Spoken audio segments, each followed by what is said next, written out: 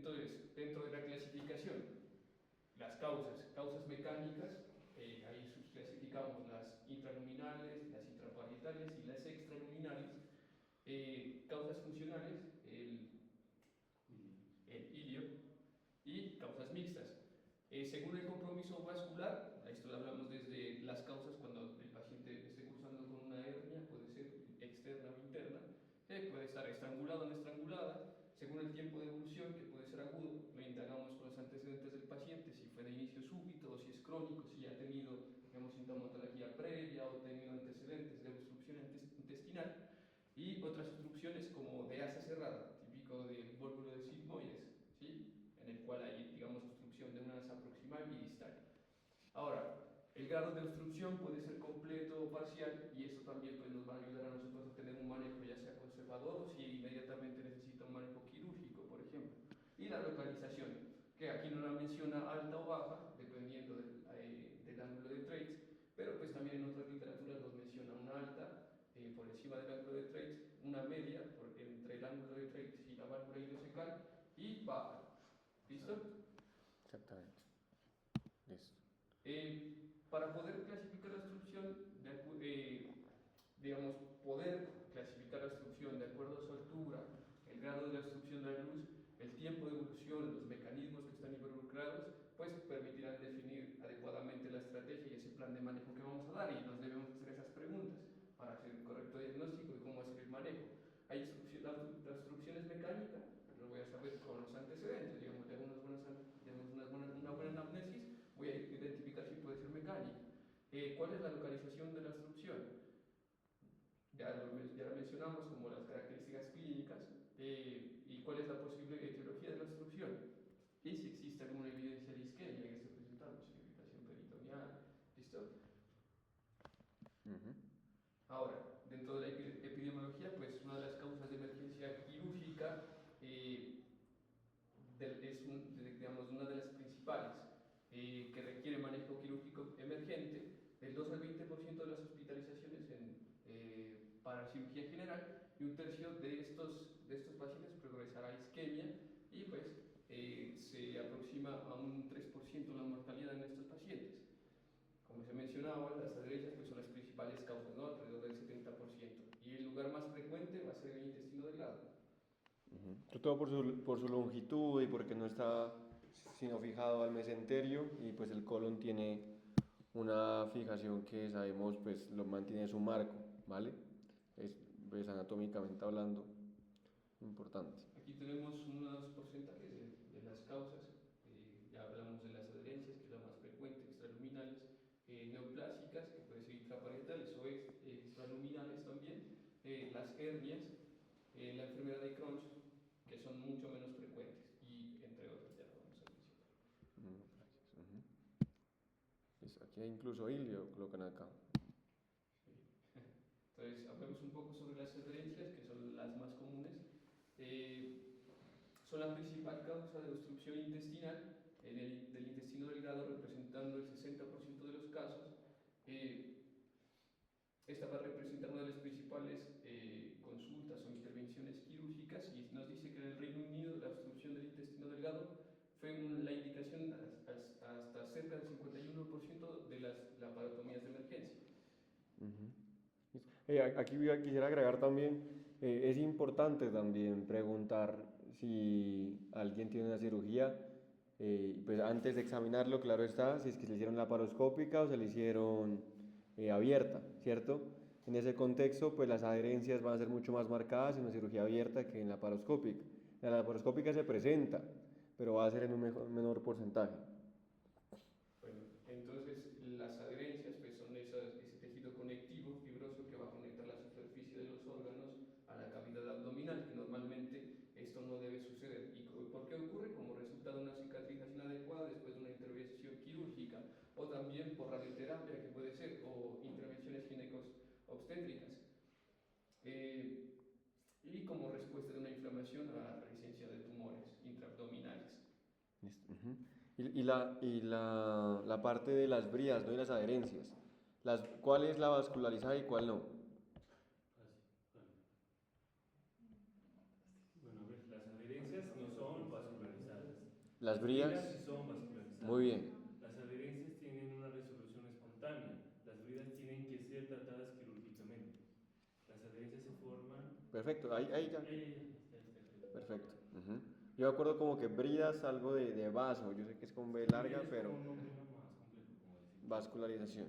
Ujú. Dentro de las causas neoplásicas como obstrucción intestinal, pues pueden ser primarias, adenocarcinoma del colon, dentro de lo más común que puede generar una obstrucción intestinal baja. También como resultado de metástasis de otro tipo de cáncer primario o invasión intraabdominal de tumores de tejido conectivo, que son mucho menos comunes. De las causas menos frecuentes, las hernias, que pueden ser de la pared abdominal, como la hernia inguinal, la crural, umbilical y ventral, y otras internas que pueden ser como consecuencia de una intervención quirúrgica, malformaciones congénitas, de tipo hernias paraduodenales o diafragmáticas. Ahí lo que yo mencionaba al inicio, una hernia que digamos se puede escapar y puede ser peligroso es la hernia crural, ¿sí? Muchas veces, como ustedes saben, pues ya es cosa de uno, ¿no? Si es que le pide que realmente al paciente se descubra todo el abdomen, o porque muchas veces ustedes saben que no se busca hernias crurales realmente y se pueden escapar. Entonces, factor de riesgo para hernias crurales, ¿dónde se presentan más? ¿En qué población?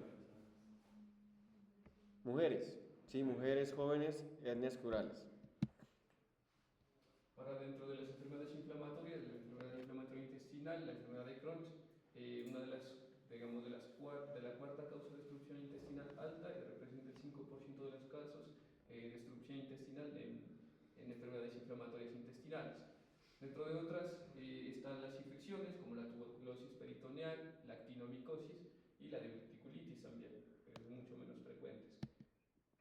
Y otras causas, fecaloma, si lo podemos mencionar con las antecedentes del paciente, si te refieres a estreñimiento crónico, si lo faltas, por ejemplo, a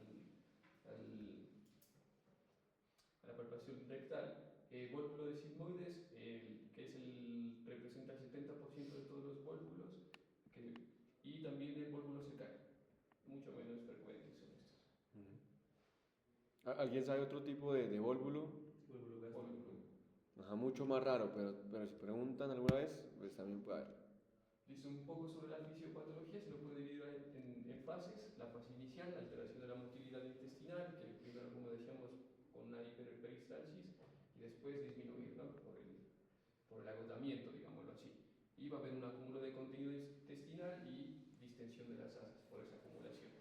La acumulación de gas, que también va en esta primera fase, que mayoritariamente es por el aire deglutido, por la fermentación bacteriana, por la neutralización del bicarbonato y también por el nitrógeno que, digamos, como hay una alteración de la pared intestinal, pues no hay una correcta absorción. También acumulación de líquido por la deglución, también hay una acumulación de líquido, recordemos que pues, en nuestro sistema digestivo se produce mucho jugos gástricos, digamos, líquido pancreático, biliar, que también pues, se va a acumular en la parte intestinal. Y pues a esto va a haber un aumento, ¿no? Como va a haber un estancamiento de todo ese material intestinal, va a haber un crecimiento bacteriano, ¿sí? Sobre todo pues, si es proximal, pues vamos a ver que son bacterias gram positivas, y dependiendo si es más distal, bacterias gram negativas, anaerobias y aerobias. Ahora, en la segunda fase, reaccionalo de estado, pues va a haber un secuestro progresivo de ese líquido que ya les iba mencionando, va a aumentar esa presión intraluminal y va a haber una pérdida progresiva de líquidos.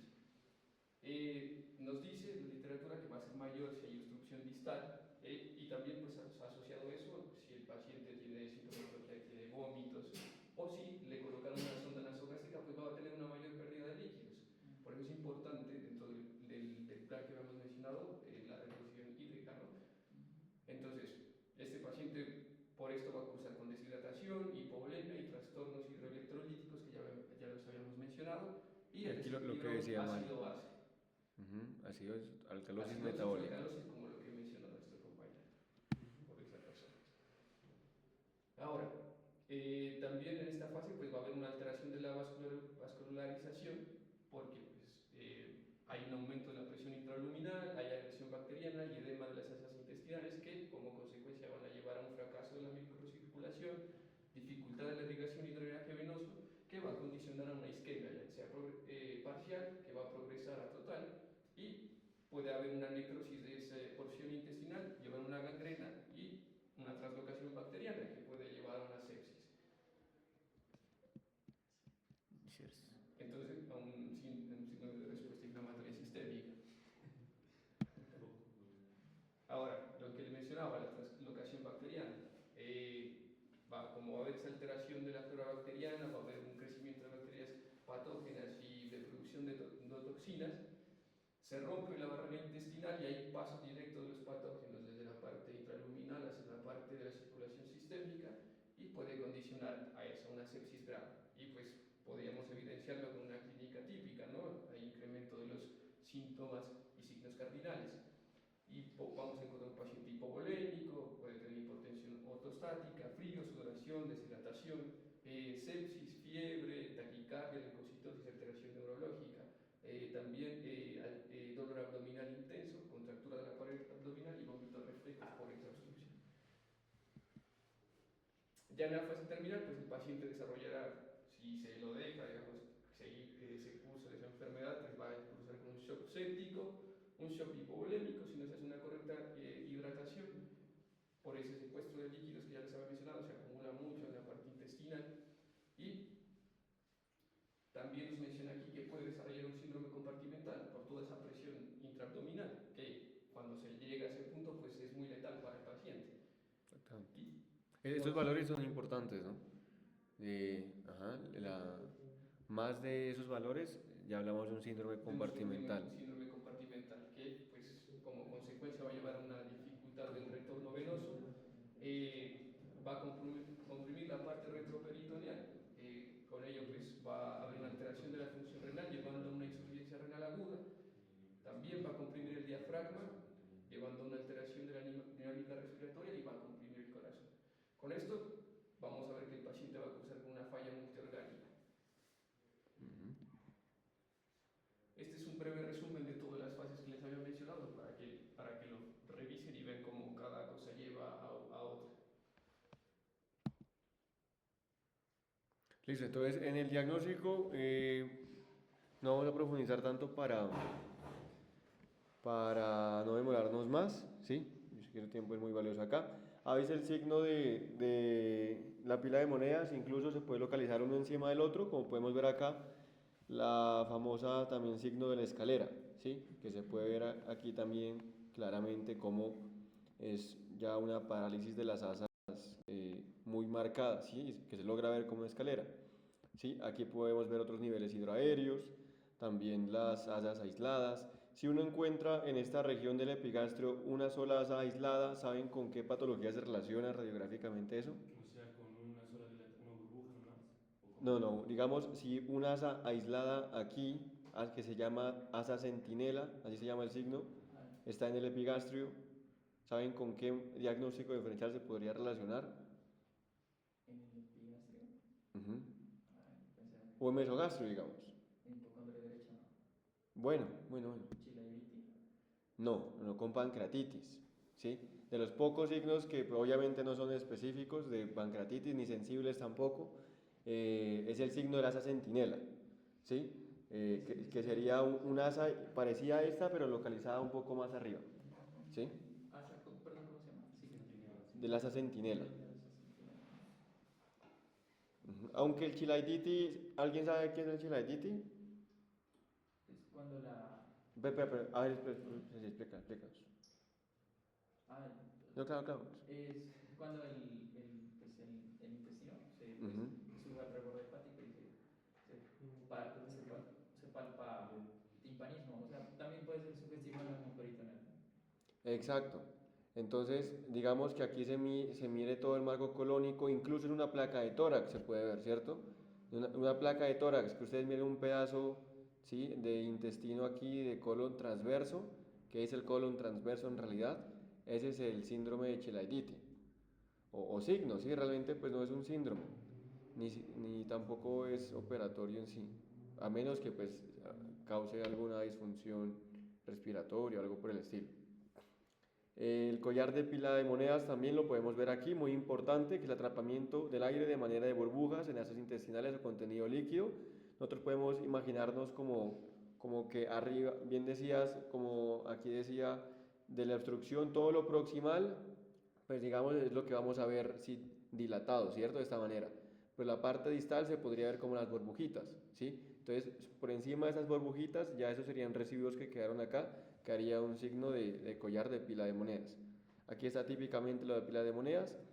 Y los radiólogos también describen típicamente, eso puede, no típicamente, perdón, esa es una muletilla, pero hay algunas medidas también, no nos entregan con medidas, pero si lo hicieran, el intestino delgado en la mitad, acuérdense, deben medir 6, ¿sí? Hasta 6 centímetros de las asas. El ciego puede medir hasta 9 centímetros. La parte que más se dilata está es el ciego, ¿sí? El ciego se le permite dilatarse, se le da más margen porque tiene su capacidad de distensión, ¿sí? Al estar cerca de la válvula ileocecal y al recibir tanta presión. Y a las demás asas también se les da algún 3, ¿sí? Si ya es más de 6, también es en una dilatación de intestino grueso. Y en el sigma también se le podría dar hasta un 6. Son como valores radiológicos. Este famoso signo también, ¿alguien sabe cómo se llama? Sí, exactamente. Que puede ser de una vuelta, 2 vueltas, del vólvulo. Entonces, sería interesante también hacer como una charla solo de eso. Sí, me acuerdo. Los vólvulos del sigmoide tienen una clasificación aparte, ¿no? De las obstrucciones. Y dependiendo de la clasificación está el tratamiento. Puedo desobstruirlo por vía endoscópica o puedo desobstruirlo por vía laparoscópica, o sea, tengo que pues, entrar a hacer cirugía. O sea, eso se la clasifica según el grado en el cual gira. ¿Sí? Entonces, lo más común es que, verán, una cosa muy importante que quiero que tengan en cuenta es que la mayoría de la gente piensa que comer alimentos ricos en fibra pues, es lo mejor, ¿sí o no? Para el colon. En realidad, sí, pero no exageradamente. ¿Por qué? Porque una de las causas más importantes de vólvulo de sigmoides es alimentación rica en fibra. Esto hace que aumente el peristaltismo, que se mueva más el colon, específicamente el colon sigmoides, y se forma, o sea, como coloquialmente lo dice, se vuelve más grande. Se vuelve más grande y esto tiene el riesgo que, pues prácticamente como el intestino está ahí regado por todo lado y cuando empieza a haber peristaltismo se empieza a acomodar, hace que gire. ¿Cómo dice la clasificación? Si gira menos de 80 grados y no tiene compromiso vascular es un grado 1. ¿Listo? Entonces prácticamente en este caso no se hace nada, es un manejo expectante. Grado 2 es aquel que giró más de 180 grados, pero no está obstruido el paciente ni tampoco tiene un compromiso vascular. ¿Listo? En este caso el tratamiento sería entrar por vía endoscópica y hacer que nuevamente vuelva a girar Devolvulación. el vólvulo, hay una desvolvulación. El grado 3 es cuando gira más de 180 grados, el paciente tiene obstrucción intestinal pero no tiene un compromiso vascular. Y el grado 4 es cuando gira más de 180 grados, el paciente tiene obstrucción intestinal y además tiene en este caso signos de isquemia. Entonces el tratamiento va a ser entrar y cortar el colon, cortar parte del colon, en este caso sería el sigmoides. El tratamiento definitivo para estos pacientes, en realidad aunque sea grado 1, es que tienen que someterse a una sigmoidectomía.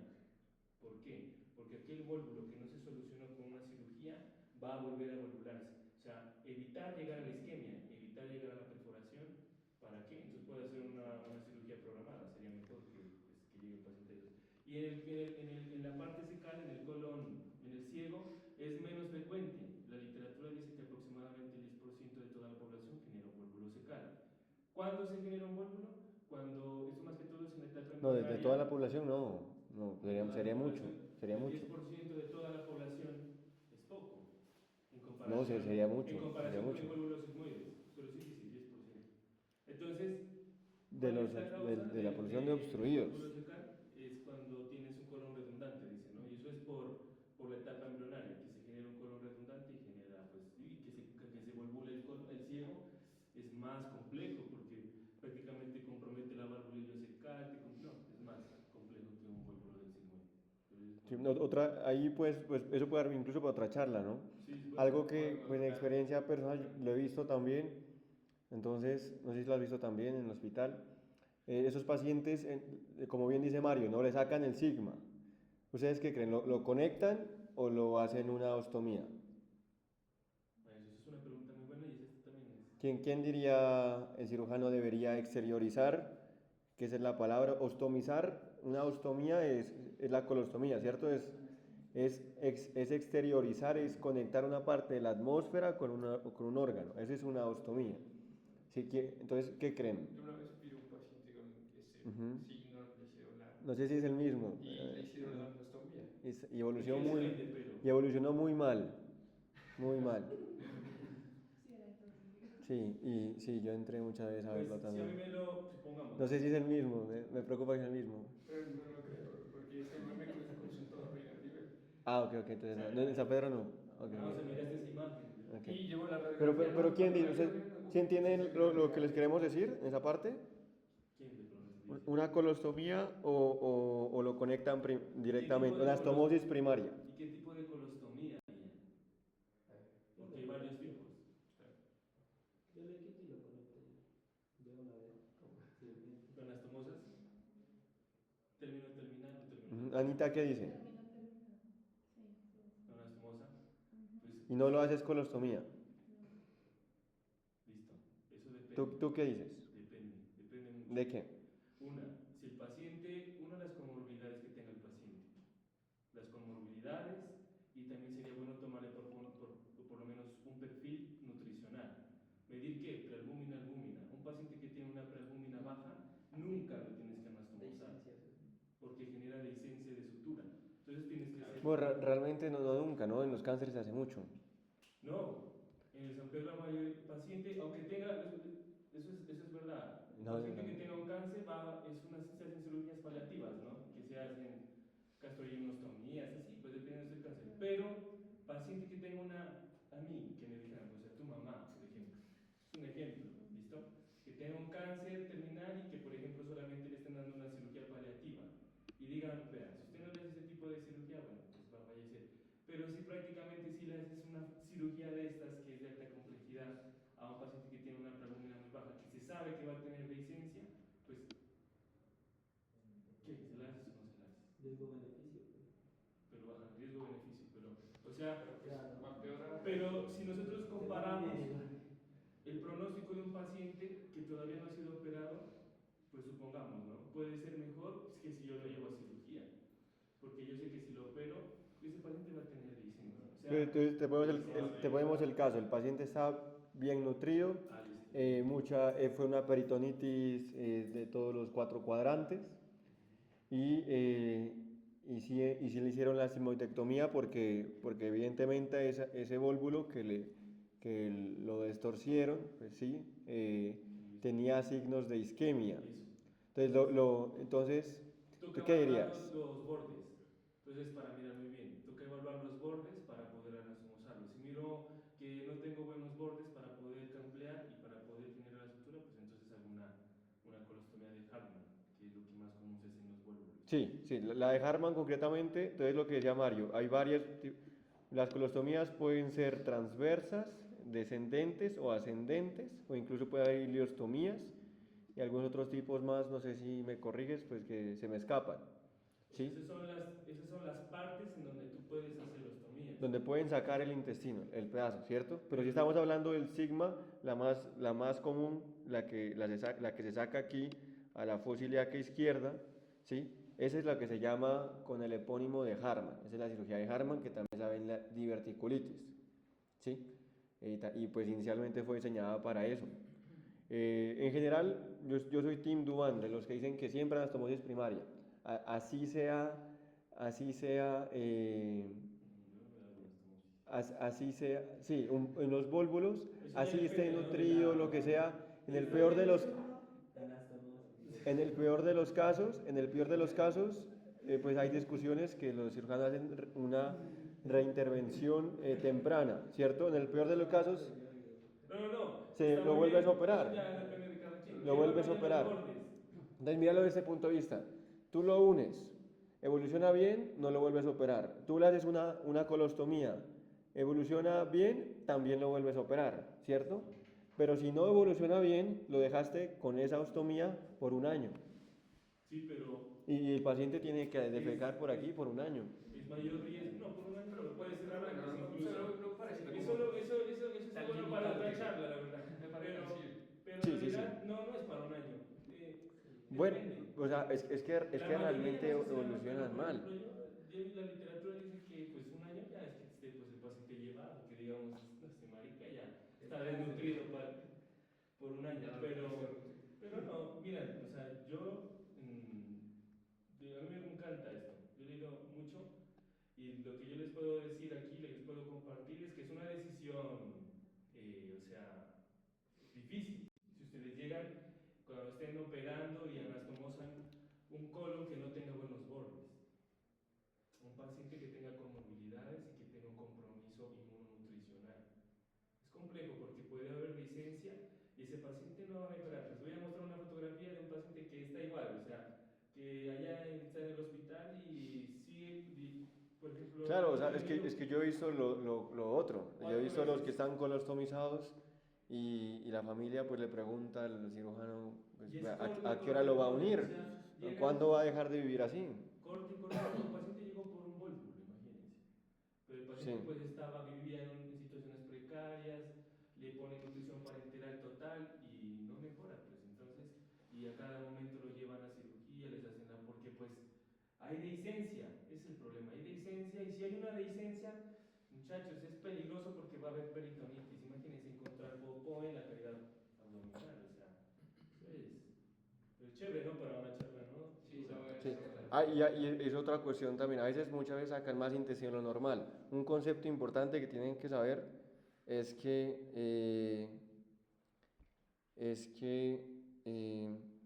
cuando se dice que es intestino corto. ¿Has escuchado el intestino corto?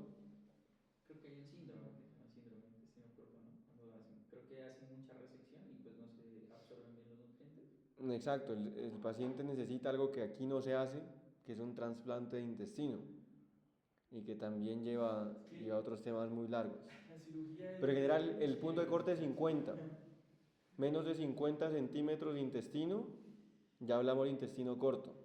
El intestino delgado tiene 6 metros y el intestino grueso tiene 2 metros, ¿vale? Entonces, pues si ya a veces se quedan con tan poquito intestino que lo que tú dices, se mueren por desnutrición. Perdón, o sea, menos de 50, o sea, en la resección o el intestino en general. De la resección, o sea que solo les quede 50 centímetros. Funcional. Ajá, pues conectado, ¿no? O sea, no vale ahí pues que lo saquen. Ahora la siguiente pregunta, ya para acabar, qué pena pues ahí la demora. ¿Ustedes creen con la paciente del caso, doña Blanca, era, ¿no? Doña Blanca? Ahí estamos esperando. ¿Ustedes la llevan a cirugía, si ustedes fueran los futuros cirujanos? ¿O pues están de acuerdo Las que imágenes, después pero de interconsultar a cirugía? De las imágenes radiográficas, Sí. Te muestro ahí las imágenes, cómo está la señora. Aunque no me guste. esa era. Entonces, ya vimos los paraclínicos. Recordemos que no tenían la leucocitosis, tenía una PCR en 50 elevada. ¿Sí? La paciente, recordemos que seguía sin tolerancia a la vía oral. ¿Ustedes creen que deberían llevar la cirugía o un manejo conservador? Levante la mano, el que levante la mano y diga bien, se le da un chocolate la próxima sesión. Ah, no, pero la próxima. ¿Tú qué crees? ¿Que lo operen o que no la operen? ¿Qué crees, man? Mira la cara. Necesito sangritas que le hagan cirugía. ¿Que sí lo operen? ¿Quién dice que sí lo operen? Primero la estabiliza y de ahí la lleva a cirugía, ¿no? Es que hemodinámicamente inestable, pues no, en los No está inestable. no estaba. No, pues Pero entonces, ¿y por qué operarla? ¿O qué Levante la esperar mano operándola? ¿Quién no lleva cirugía? Eso, levante la mano quién lleva cirugía a esta paciente. Bueno, entonces listo. Ahí ya. ¿Quién más? ¿Ustedes la llevan? Yo la llevo a cirugía. ¿Quién más? Pues Ustedes ella- dos, ella pues, va- ¿Quién vota porque sí? Manejo Bueno, no, pero levante la mano el que dice que lo operen. Aquí, Por pues, eso ya. ellos dos. Nosotros Dos, ¿ustedes no? ¿Ustedes no? ¿Tú sí? Sí, sí, sí, tres. Tres va contra tres, desempata dos. Él dice que sí. Sí, yo sí. ¿Que sí? Entonces ya cuatro, ya nos ganó. ¿Y qué esperas ver en la cirugía? O sea, ¿qué esperas hacer? Yo creo que esa pregunta es clave. O sea, cuando a alguien lo van a operar, esperan, pues ¿por qué? O sea, o qué van a hacer. Es como en el trauma. Si ustedes saben, otra discusión un poco aparte, saliendo del tema, es que el trauma, un balazo se lo opera, ¿sí o no?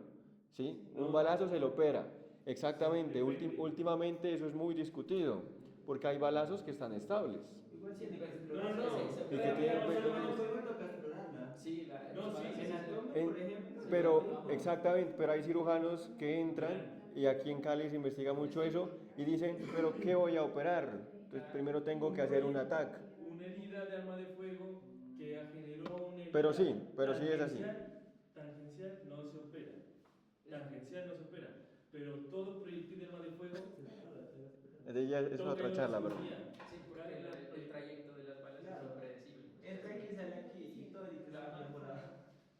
Por la Pero eso vamos a ver, así va a ser el módulo. No, tiene que estar ahí sentadito, no para no que sea así esperando. No, pero si la bala sigue infinito, de hecho, el nivel de la... Listo, entonces, la respuesta es que no, muchachos. Y la respuesta está justificada en este texto. No hicimos de pronto las preguntas correctas, ¿no? El paciente tiene un cuadro que empezó, ¿hace cuánto?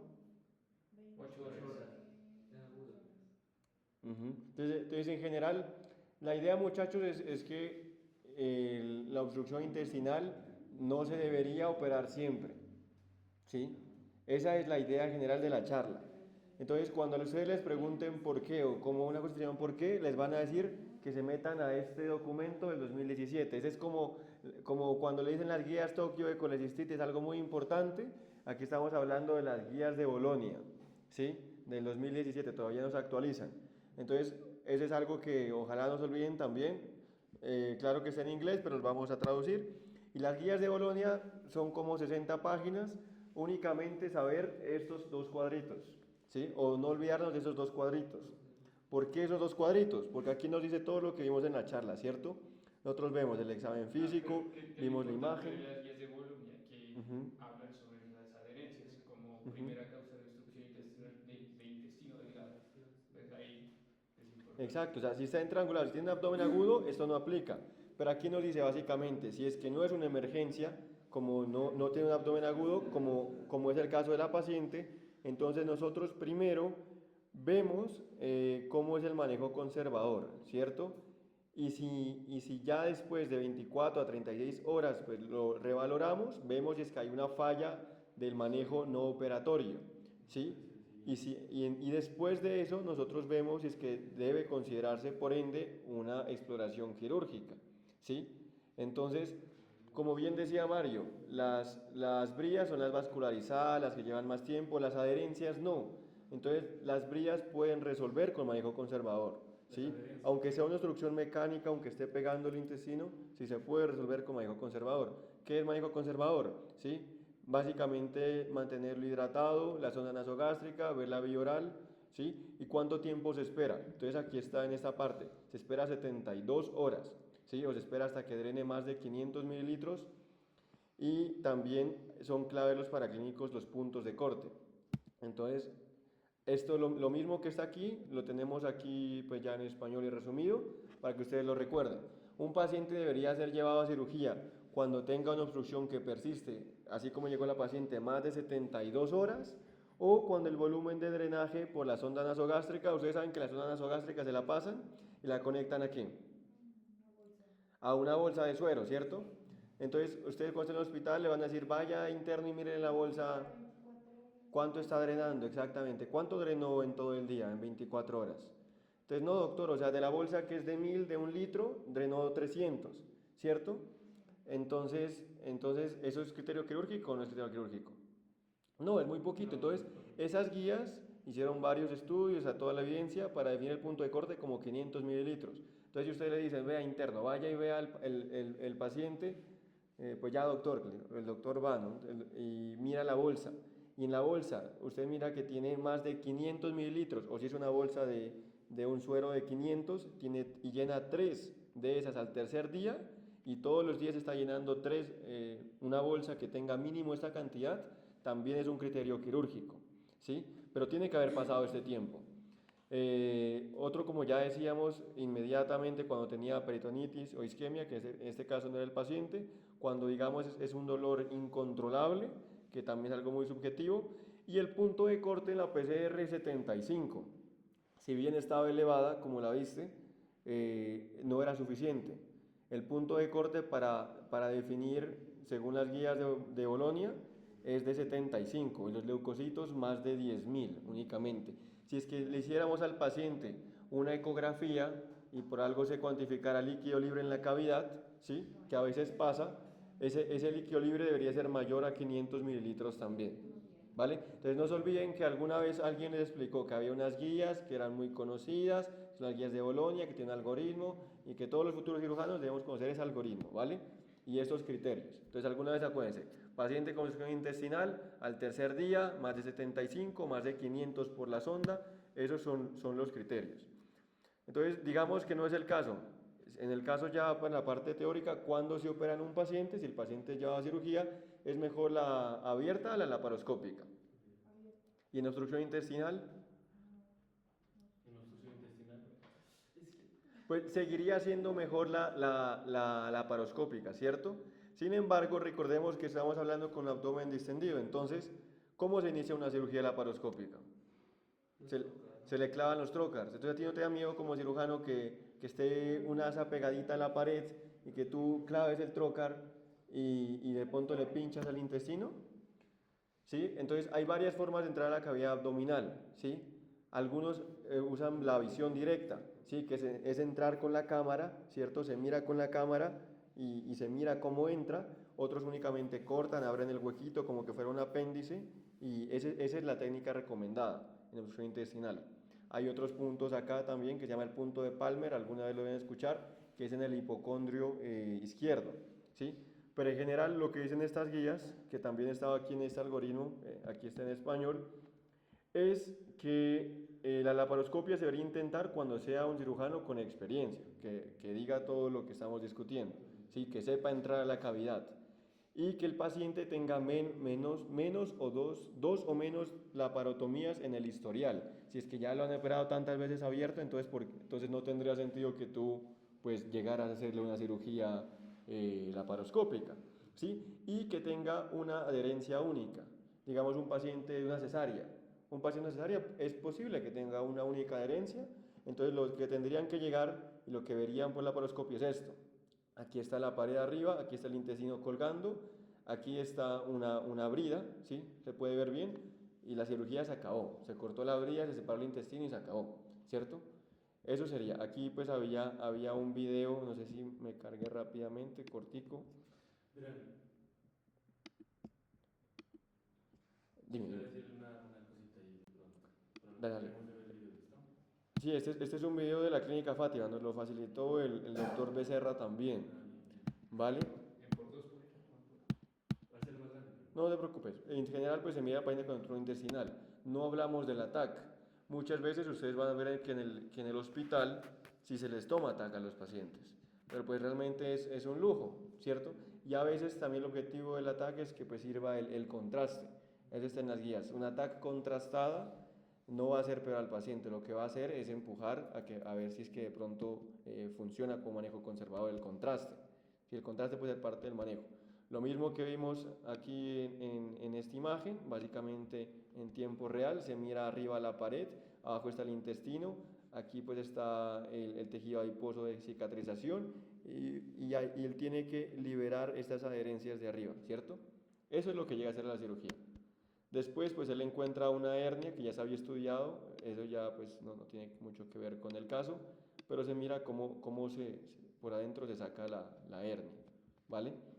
Del lado contrario, no sé si ustedes ya han tenido la oportunidad de entrar a las cirugías, la primera vez que uno le pasa es muy impactante, ¿sí? Que cuando abre y uno mira todos los intestinos se ve algo así, ¿sí?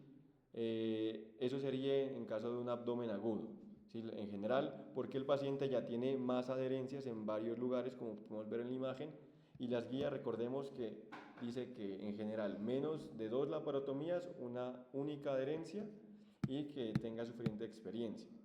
¿Alguien sabe qué es esto, muchachos? ¿O entiende aquí el chiste?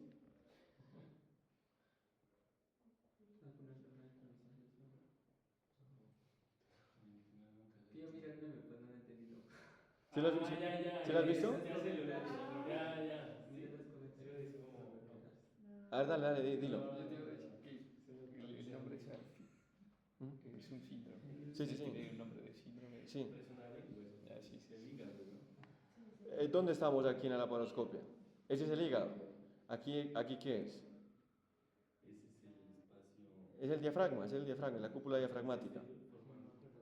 Sí, estamos aquí, ¿cierto? Por dentro, como en las vesículas que se ve más acá abajito.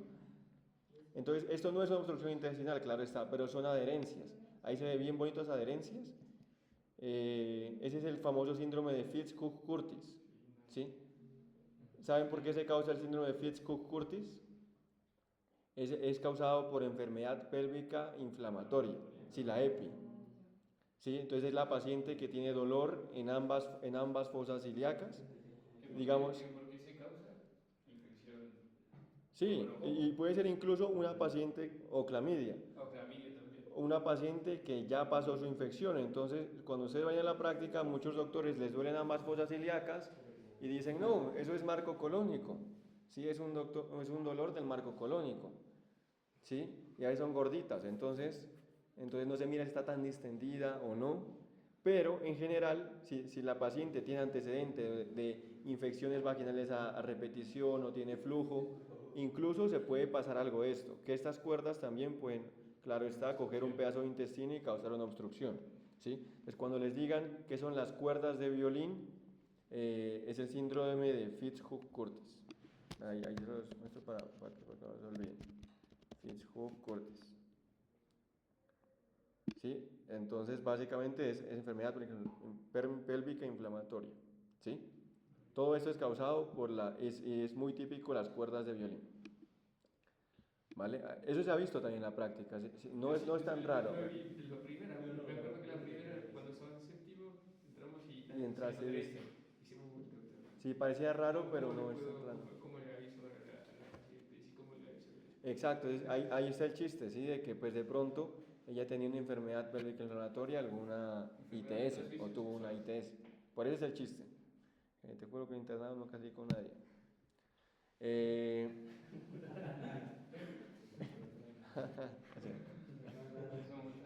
Nada más, para eso pues recordarles, si alguna vez le dicen, ¿sabe qué es la carboximetilcelulosa? Es un polvito que le echan, ¿sí? A las asas encima y las bañan y las limpian como para evitar adherencias. ¿Sí? Mucho eso sí tiene evidencia, mucho también es un spray a veces, cuando está aquí abierta, en la cirugía abierta, aquí están operando y le echan un polvito, ¿cierto? Entonces eso es carboximetilcelulosa, ¿vale? Esa es la bibliografía, muchachos. Muchas gracias por su atención. Aunque pues, la charla.